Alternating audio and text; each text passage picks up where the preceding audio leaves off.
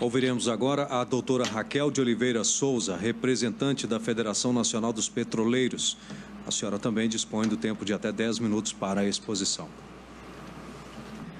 Excelentíssimo senhor ministro, na pessoa de quem cumprimento os demais presentes, boa tarde. A Federação Nacional dos Petroleiros irá demonstrar os danos ao patrimônio público pela recusa da Petrobras em promover licitação pública.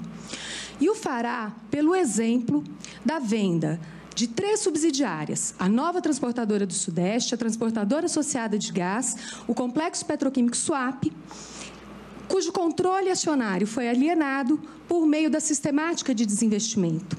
Uma norma criada pela Petrobras para vender ativos e que também demonstraremos é incompatível com a lei e com a Constituição Federal.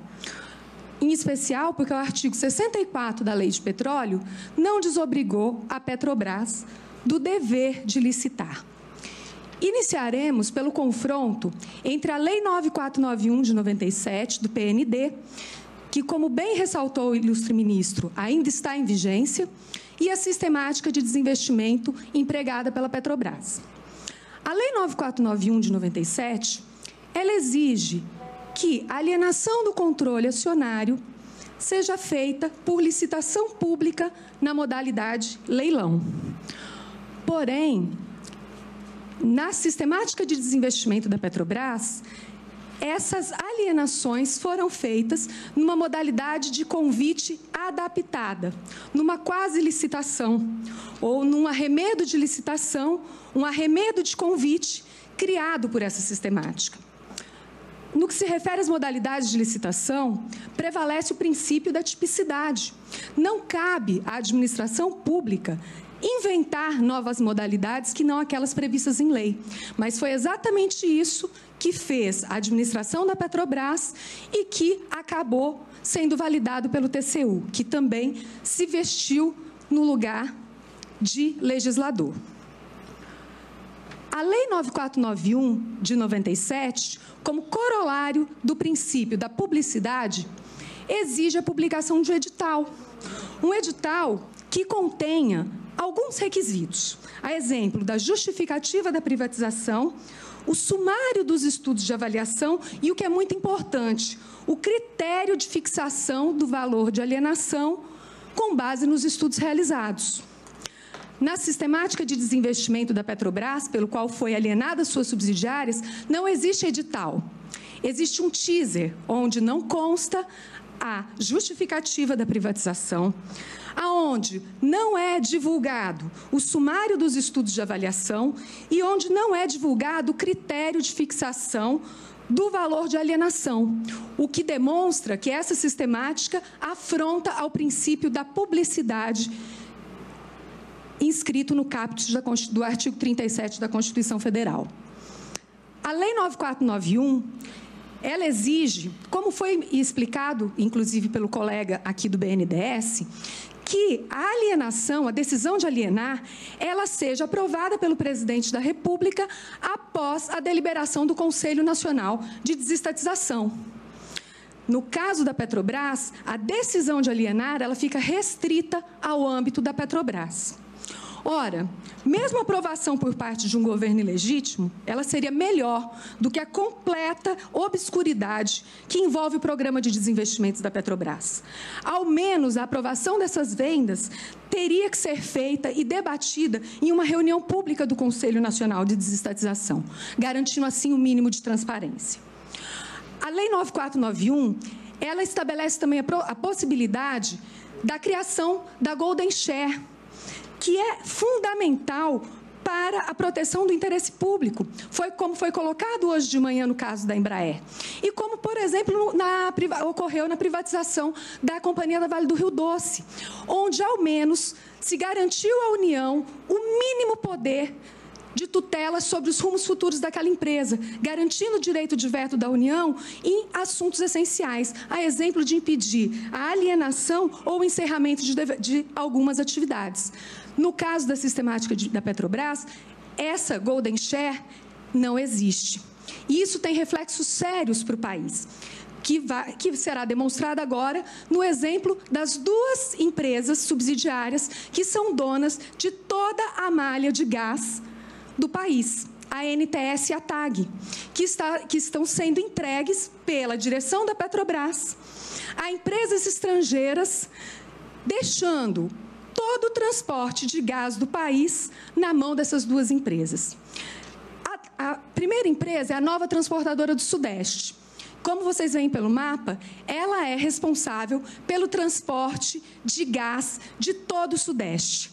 É por esses dutos onde vai ser escoada toda a produção do pré-sal. Essa empresa, ela tem um alto lucro operacional, de cerca de 85% de seu faturamento. O manual da Assembleia Geral, que foi apresentado aos acionistas na Assembleia que aprovou a venda, deixa claro que de 2013 a 2015, essa empresa lucrou mais de 8 bilhões de reais.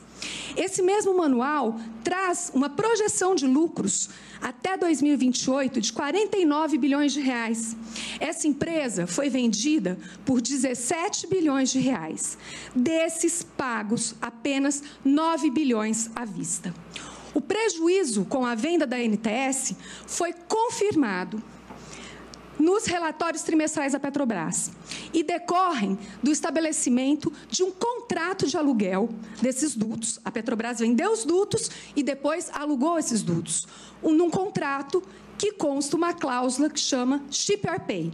A Petrobras paga independente de utilizar a capacidade desses dutos, um valor mínimo de 3 bilhões por ano. Do segundo trimestre de 2017 até o segundo trimestre de 2018, a Petrobras já pagou para a compradora da NTS 5 bilhões de reais. A compradora, a Brookfield, deu 9 bilhões e em um ano já recebeu 5 de volta. Apesar desse desastre confirmado, a Petrobras insistiu, a direção da Petrobras insistiu em vender a TAG, que é uma empresa que é a dona da malha de dutos do Sudeste, uma empresa idêntica à NTS, com essa mesma cláusula catastrófica, Ship or Pay, e por um valor menor que os 5 anos do seu lucro líquido. A TAG lucrou apenas em 2016 7 bilhões de reais. Esse desastre não se concretizou por uma decisão, por um acórdão da 4ª turma do Tribunal Regional Federal da 5ª Região, que, a exemplo da medida liminar concedida nesses autos, entendeu que a desestatização dessa empresa, que a saída da Petrobras, porque aqui implicava uma saída da Petrobras dessa atividade econômica, só poderia ser feita nos termos da Lei 9491 de 97. Bom, por fim, o Complexo Petroquímico Suape, que foi criado para ser o maior polo de produção de poliéster da América. Poliéster que é utilizado em roupas, que é utilizado em artigos esportivos, que é utilizado em garrafas PETs. Essa empresa foi literalmente sabotada pela administração da Petrobras. E a sabotagem é confessada no manual de valoração apresentado aos acionistas, aonde está escrito que a linha A está concluída em aproximadamente 45%, mas, de acordo com a administração da Petrobras, não será concluída. Impedirá a empresa de realizar a integração vertical completa prevista. O gráfico que vem a seguir, constante desse mesmo manual, mostra todos os produtos que deixaram de ser produzidos pela petroquímica. A recusa em concluir a linha A impediu o pleno aproveitamento do PTA, produzido pela Petroquímica Suape. A linha A é que faria transformações de 3 produtos, ali o CHIPS, o FOI, e o FDI, e o POI, e obrigou o Suape a importar o POI, aumentando os custos de produção. O caso aqui é emblemático. O Brasil investiu 9 bilhões de reais para construir Suape. Suape foi vendido, depois dessa sabotagem, por 16% do seu valor. E uma semana, sem licitação, e em uma semana antes de concluir a venda, a Petrobras pagou ao BNDES e ao BNB um empréstimo para a construção de swap de 1 bilhão e 700 milhões de reais, um valor maior do que 1 bilhão e 500 milhões recebidos pela venda. Esses casos demonstram que quando não se segue a lei, que quando se faz uma quase licitação sem transparência, sem seguir o princípio da legalidade, os prejuízos para o país são imensos. Eu concluo agradecendo ao senhor ministro a oportunidade de estarmos aqui debatendo posições diametralmente opostas num ambiente de democracia e respeito mútuo. Eu não sei se daqui a 6 meses ou a 1 ano será possível uma reunião como essa. Nestes tempos sombrios, eu concluo relembrando a apologia de Sócrates. Mas, ó cidadãos, talvez o difícil não seja fugir da morte. Bem mais difícil é fugir do mal, que corre mais veloz do que a morte.